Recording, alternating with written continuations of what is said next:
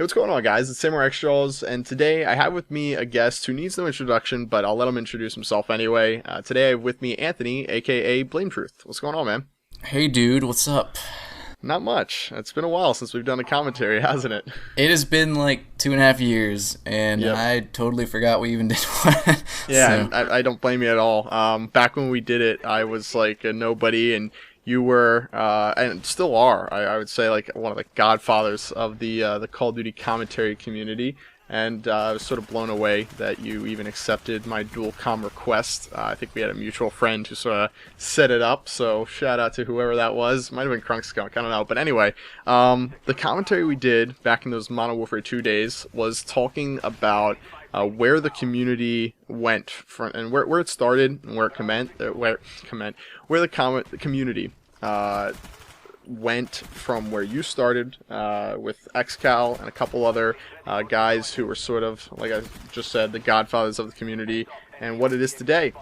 And when we did that commentary, I don't think we had a damn clue where it could be 2.5 years in the future, where it is today. So I thought it would be a good topic to revisit. Seeing as also I was super duper nervous in the commentary, and I think it showed through in the questions that I was asking that really didn't make too much sense. So anyway, do you want to talk a little bit about what you started doing on YouTube, how you started on YouTube, why you started, and if you could, what the climate, what the environment was sort of like when you started as well? oh man, I gotta go way back here. Hang on, let's Yeah, take your time. Take let's your time. search the annals of my brain. It's a funny story. I actually started doing the gameplay thing. Like I started recording my gameplay and putting it up on YouTube for the simple fact that one of my ex-girlfriends didn't like that I played video games so much. Really? So I I didn't wanted even know that. Yeah. So thank you, ex-girlfriend that I will not name. Not gonna say her name. Yeah, I don't want to say her name and embarrass her because we're still friends now. But yeah, actually, because she wasn't into gaming at all, and she was like really against me playing it so much. So just to spite her, I like wanted to invest my time into it more and make videos on it. Oh, that's awesome. No, I remember like when I first even, because YouTube was pretty small back in like 2006, and that's when I first started, just watching stuff on YouTube. And there were a few people doing like Gears of War videos, because that just came out on 360, because it was only like a year old. And I remember seeing people on Gears, putting up gameplay, but I was never good at Gears, so I didn't feel like I should put up gameplay and stuff. And I remember getting Call of Duty and playing that for a while, and I noticed I started getting better and better at it. Like the more I would play, like it was a game I could be good at, I guess. And I remember like getting pretty good, and I was going to actually record some gameplay because I had bought a capture card and stuff. And but I remember seeing like xCal, because somebody mentioned him, and he was like the only guy I really saw doing it on YouTube at the time. I didn't really want to like steal his thunder or whatever, so I just didn't bother with it until like his channel got deleted. It's funny because that's sort of like you didn't really want to like copy just the idea of Call of Duty videos. Is that essentially kind of like what you were thinking? Well, yeah, because he's beast. Like Yeah. he's really good. Yeah, Bruce is fucking amazing. He's someone who you can still watch just play the game today without commentary. But like, it's funny. It's just funny to me how you reference like not wanting to copy there, and how that's like evolved. Like people copying your Road to Commander series, and like xCal's Road to Commander series, and just all that little stuff. That's viewed as copying, and yet at that time you were just thinking, I don't even want to copy Call of Duty videos. Yeah, Anyway, I mean, go on. Sorry. that's cool. But I mean, now you can, of course, everybody has their own unique personality and commentary style or video editing style or whatever. So of course it's a lot less taboo. But back then we had no idea we were ever gonna talk over it. So back then it's just gameplay versus gameplay, and I felt like I couldn't compete because he's really good. I think his capture card quality was better too. But anyway, yeah, his channel got deleted because something he put up, like some kind of cutscene, so they gave him a copyright strike and deleted it. And he was gone for like 2 weeks, and I actually knew somebody who knew him, and I was asking if he was going to come back, or whatever, and the guy said it didn't look like it was gonna happen. So that's when I started putting up stuff, and it was just raw gameplay. I think if you Google like not Google but YouTube like Call of Duty Team Deathmatch 1 or Call of Duty 4 Team Deathmatch 1, that's the very first Call of Duty match I put up. And that's probably like 4 years ago, I'd say. Okay. So, but yeah, I started doing it because xJawz was gone, so I figured, hey, if he's not coming back, then I'll start doing it. And then he came back like I think it was like 2 weeks later or something, actually, or around that same time, and I just took it from there. So when you started, there was no big commentators to look at. Like xJawz was the commentator to look at. So when you saw your channel like growing, what was the rate that you saw it growing at, and what were your very first thoughts? Because this had to be the first time anyone was seeing growth of multiple thousands of people coming in to watch their videos. Yeah, it was crazy because like when I was just doing gameplay without commentary, it wasn't very fast. It was like like maybe 500 subscribers a month, and then as soon as I started doing commentary, just because it was a new original thing back then, it was like, I don't know, probably thousands a month, thousands of new subs a month, like 4,000 a month, 5,000 a month, stuff like that. And then of course eventually Respawn, Machinima branched off into Respawn. They signed xCal, me, and Hutch, I think, were the three first people they signed. And then Modern Warfare 2 came out, and then it just blew up because Modern Warfare 2 was huge. Yeah.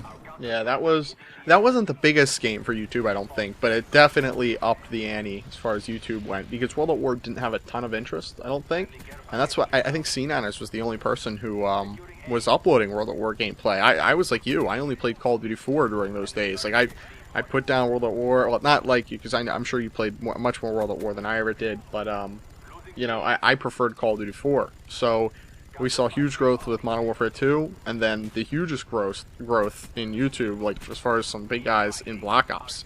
And I wonder if we'll see that again with Black Ops 2, or if things sort of peaked at Black Ops. I don't know.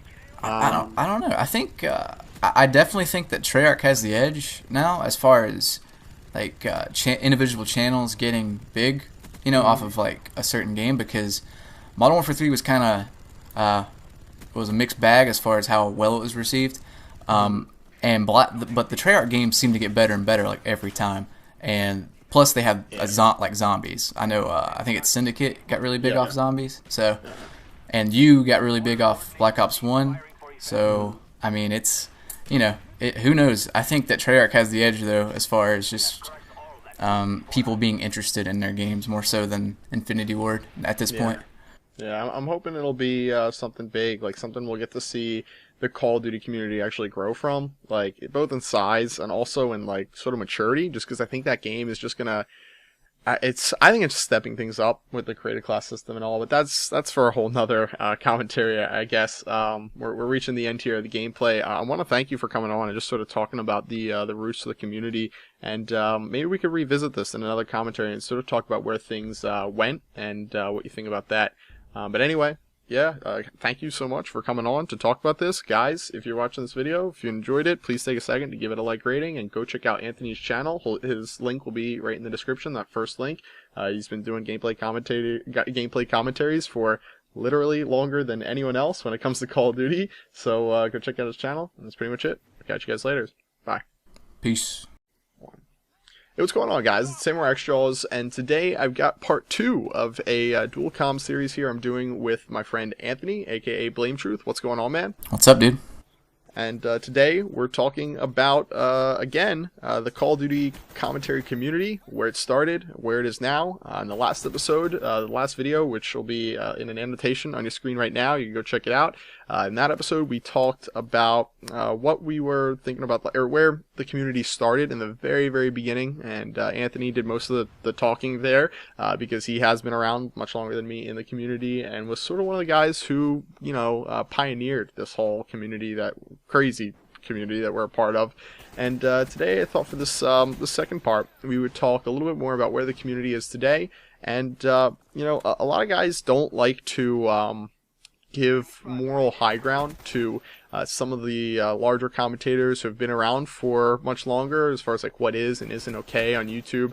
One of the things, an incident that happened a year ago, spawned a ton of people talking about Hutch being sort of like the spokesperson of the community, and he didn't really seem to like that.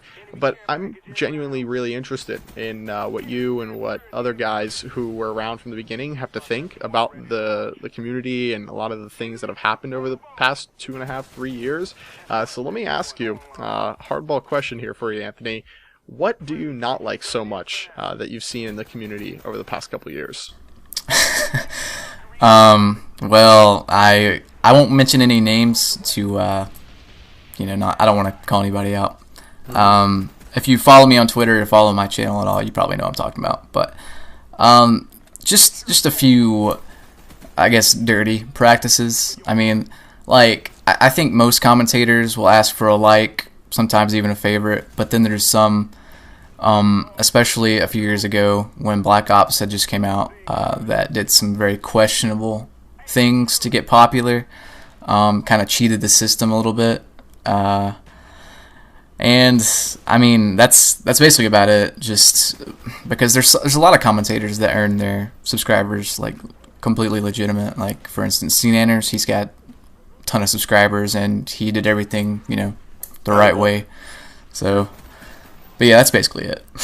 So anything that draws people's attention away from content and, draws engagements, likes, favorites, comments, and stuff like that by any other practices than just showing people the best videos that you can possibly make. Is that a good way to sum it up? Yeah, it's like instead of, working on your charm in class to pick up a girl, you pick her up by waving dollar bills in her face or use, magic tricks or something. You hating on my style? That's my signature move right there. I mean, I do that sometimes too, so it's okay. All right, cool. All right, well then let's move on here. Enough about the negatives. Let's talk about how the gameplay commentary scene that you started spawned huge businesses. How Machinima went from a company that was devoted to making original Machinima series on their channels and other, fun, cute little things like Freeman's Mind and stuff like that, to a company that gets about 90% of its revenue / views from gameplay commentaries. And I think out of that 90%, probably like 50% is from Call of Duty. I know it's a pretty vague question, but what do you have to say about Machinima Respawn and where it is today, or Machinima as a whole? I'm really proud to be a part of it, for one, because as you said, it's grown substantially. And like you just got done shooting the controller, the kind of episodic show basically for Respawn. Yeah. And then you have people like FPS Kyle, FPS Russia, who a lot of people don't know this, but he was actually just a Call of Duty commentator back in the day before he took the idea of shooting guns from Call of Duty and ran with it, and now he has the 11th most subscribed channel. There's PewDiePie. He's huge. He's probably going to be the #1 most subscribed guy soon, and he started out doing Call of Duty commentary before the whole scary games thing, actually. Yeah. So it's crazy to see where it's come, and I think it's only to think about where it's going to go, right? Yeah, it's only going to get bigger, and especially if people can be more original with it. I think any original idea is going to really take off, because using, I don't want to say using, but I guess playing, I don't know. I don't know where I'm going with this. I'm kind of getting overwhelmed with my own thoughts. Basically, I guess if you use a game as a platform, you can use the popularity of that game to do whatever you want. Like, you know what I mean? Like, yeah. I'm probably confusing everybody, so I'll stop. But no. I think I know what you're saying. Yeah. I would not be anywhere on YouTube if it wasn't for the popularity of Call of Duty. Yeah, exactly. Like that. I'm a nobody. I have nothing of value to add. Well, maybe I do, but on YouTube, I don't add any value outside of, entertaining people on Call of Duty videos and helping people get better at the game. And no one would have clicked on my videos if they said, watch a guy. I don't know. I think everyone gets the idea here. Call of Duty launches a lot of people, and other games launch a lot of people into this YouTube quote unquote famousness, and then there's a lot of people whose personalities launch them into that, you know, same famousness. You know? I think that's sort of where you were going with it. I don't know. But, yeah, like we probably wouldn't be doing this right now if we decided to play Pong on YouTube, for instance. Yeah. So if we were playing Pretty Pink Ponies Volume 3, I don't think we'd have too many subscribers. yeah. I don't know. I'm pretty good at Pong though. I don't know about you, man. I'm pretty MLG at Pong. I'm on the ladder actually this season. So. Oh, you are. You are. I am, Shit. All right, yeah. Guys, look out for MLG Pong videos. Oh man. Yeah, I think that's pretty much it. I just really want to get your thoughts on where this community has gone, how massive it's gotten, and I think we did a pretty good job of that in this and the last commentary that we did. So guys, if you enjoyed this video, please take a second to give it a like rating. Go check out Anthony's channel. That'll be the first link in the description of this video. He's been doing gameplay commentaries for Call of Duty for like 3.5 years now. Has it been? Do you know how long it's been? It's probably been like 4, actually. 4. Yeah. My God, man, you're incredible, dude. Go check out Anthony's channel. Link in the description, like I said. Anything else you want to add, man? I think that's about it, dude. Sounds good. Catch you guys later. Later.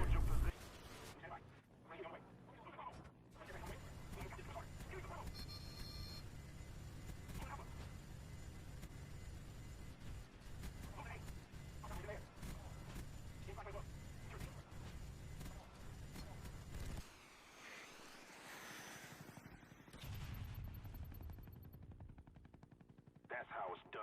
Good job, team.